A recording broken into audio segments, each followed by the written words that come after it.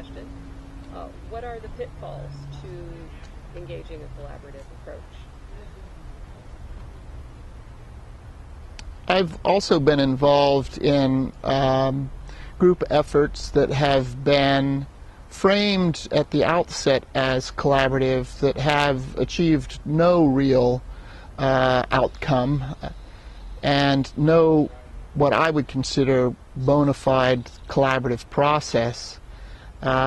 It really has a lot to do with who the players are, their willingness to allow the dialogue of a collaborative process to influence their point of view. And it also really hinged on the process and the adherence to a process and the coaching or the guidance that we as a group had to remind us of what our charge was. And when that fell by the wayside, we failed to make progress, and the diverse perspectives of our group just became more deeply entrenched and much more harder to salvage.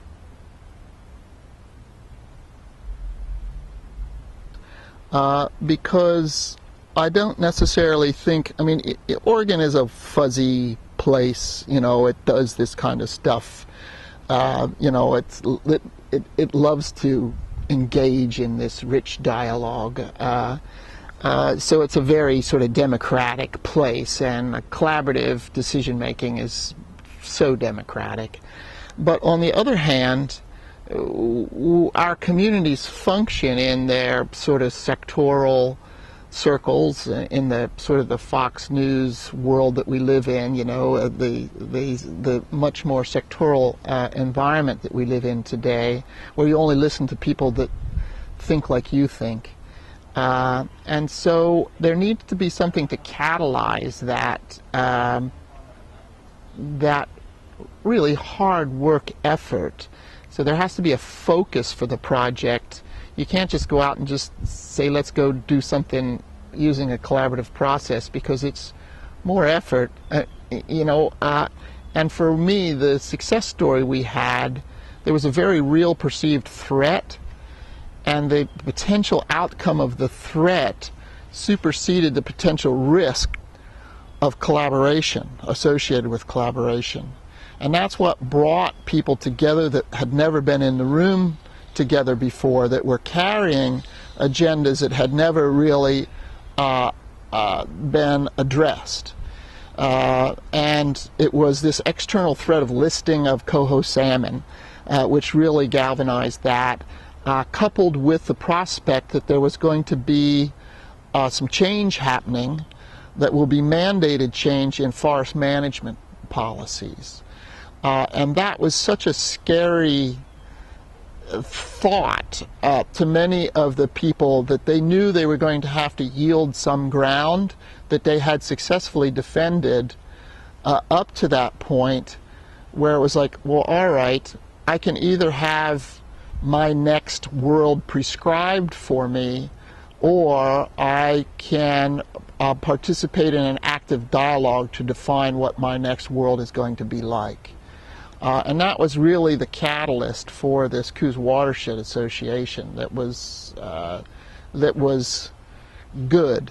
And that led to this great success and continued success. So there had to be external support for it to give us a reason. You know, there had to be a budget for us to work on projects, but there needed to be that external threat or factor that catalyzed a departure from a business as usual model.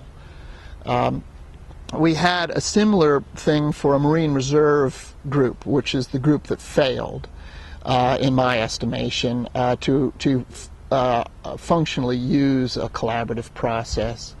And that Marine Reserve group, there was a threat of creating a Marine Reserve, and there was a large threatened constituency that mobilized, but a number of the members of that constituency had never been involved in sort of a conflict resolution kind of dialogue, whereas the forest managers that we were working with in the Watershed Association had been through several listings for ESA, so they understood the territory, they knew the dimensions of what was going on. And in contrast, we had these recreational and commercial sport fishing interests that had never participated. They've always had the ocean to themselves, and they just were over the brink in fear and loathing about the prospect of this. And it's like, don't bother me with the facts, my mind is made up. And that entrenched attitude that, you know, that group wasn't ready for a collaborative process, because they were still willing to run a veto. So I don't know what we could get out of a little soundbite out of that, but I think there needs to be a readiness of the group, or there needs to be a measure of preparedness or a catalyst that would trigger a bona fide collaborative process, because the collaborative process typically is focusing, at least in my experience, is focusing on plotting a path away from a business as usual scenario. So I don't know how we'd go about talking about that in a soundbite. Okay, so we'll ask you to provide the Reader's Digest sanitized version of your case study on the count of 3. The collaborative process that I've worked on, both successful and unsuccessful, have required some sort of a stimulus or a threat or a catalyst to warrant the effort that is required to do something that is truly collaborative. A collaborative process, at least in my experience, hasn't been simple.